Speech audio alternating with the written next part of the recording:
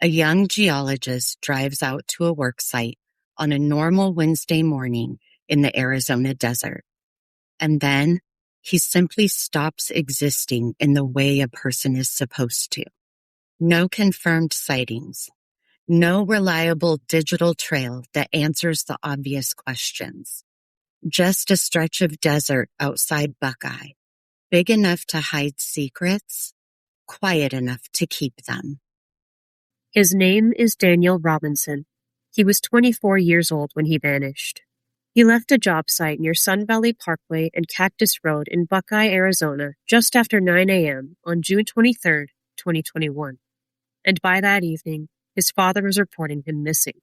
And the part that keeps dragging people back into this case is that Daniel's Jeep was found, but Daniel wasn't. No problem. All units are I'm with the water. Pleasant Hill and John Young Parkway. 15115 East 18.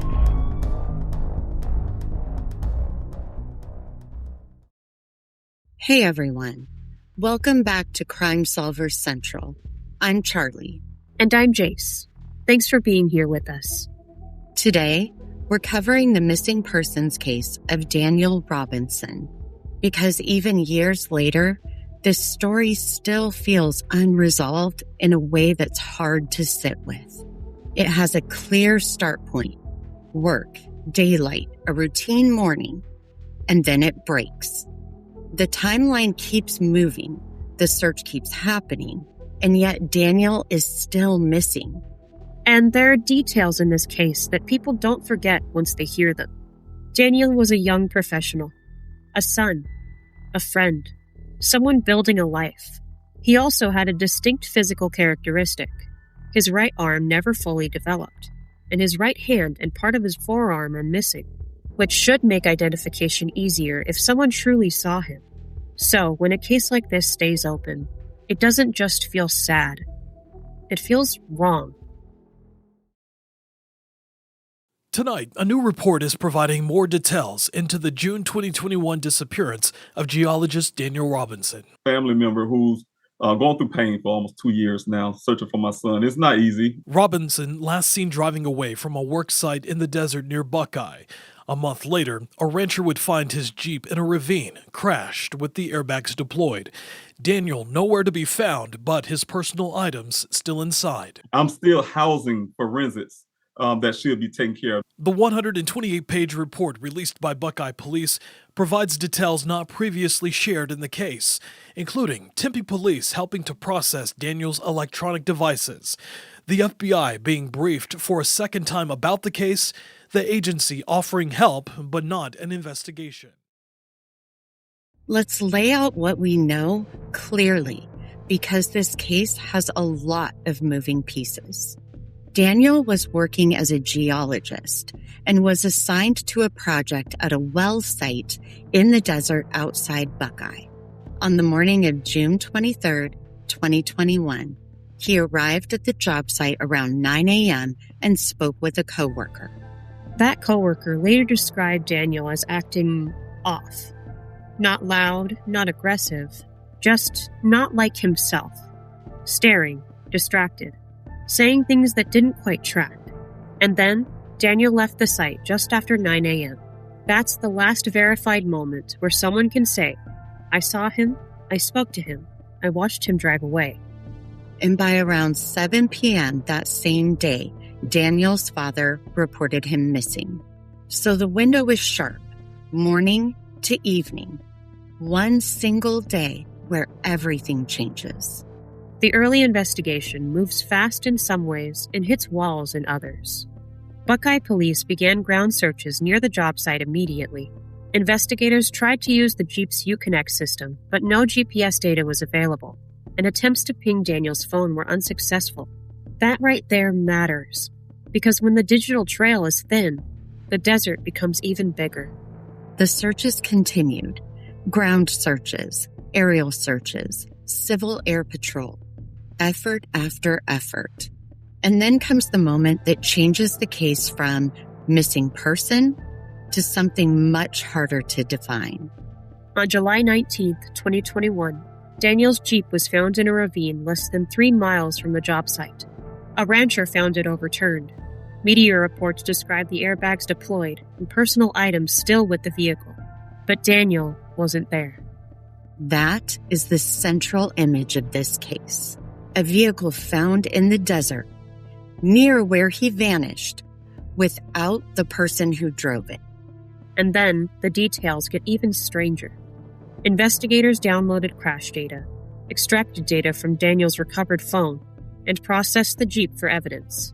The City of Buckeye's case overview also notes an independent collision report that described the rollover crash as the only crash recorded on the vehicle systems, and that more than 40 ignition cycles were recorded after the crash. That detail alone keeps people talking, because it suggests attempts to restart the vehicle or use electrical systems.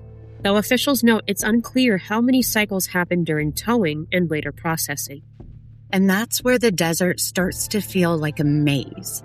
If the Jeep crashed, did Daniel survive it?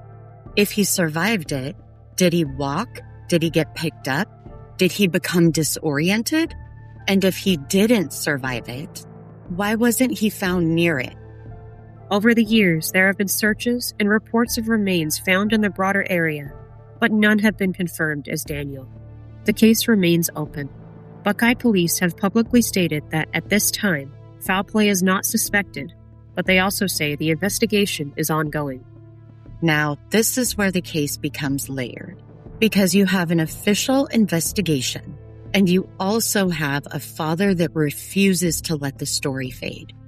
Daniel's father, David Robinson, has led repeated searches and continued advocacy for years. And when you look at this case from the outside, it's impossible not to notice how much of the momentum has been carried by family and community pressure. There was also a major public development in May 2023, when Buckeye Police released an updated missing persons report with additional details. Among the points reported by Fox 10 Phoenix, investigators said advanced extraction found location data in Daniel's phone, placing the phone at the crash site around 10:05 a.m. the day he went missing, though this has also been publicly debated by his father.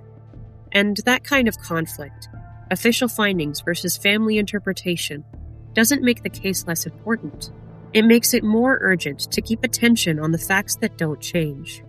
Daniel left the worksite near Sun Valley Parkway and Cactus Road just after 9 a.m. He was reported missing that evening. His Jeep was found July 19, 2021, in a ravine less than 3 miles from where he was last seen. Daniel himself has never been located. And the bigger question sits underneath all of it. How does a person disappear in the span of a few hours, close to their last known location, without leaving a trail that leads somewhere solid? Saturday was Daniel Robinson's 26th birthday, and his father, David, has not stopped looking for him. For 19 months, that was when he disappeared, the geologist, in the Arizona desert. I had a chance to catch up with him about some new information that he has that he hopes will spur law enforcement down there to really keep looking. Have a listen. I've been doing most of the investigation. I was able to convince law enforcement after a year to the Tempe Police Department to take on my son's electronics to do some forensic work on that. But I'm still lacking the forensic work on the vehicle. Someone been tampering with my son's vehicle, his personal computer at his apartment after he went missing. Also, according to my investigator who went in to look into my son's apartment, someone's also been looking for something. So around the timeline when my son went missing, there are two things that was key elements from that forensics of the electronics that showed that that someone was there in my son's apartment after he went missing. I do believe. Now we're going to shift to theories, not accusations, not conclusions.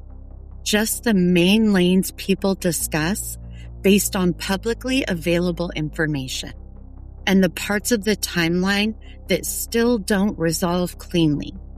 Theory 1. Disorientation and exposure after a crash.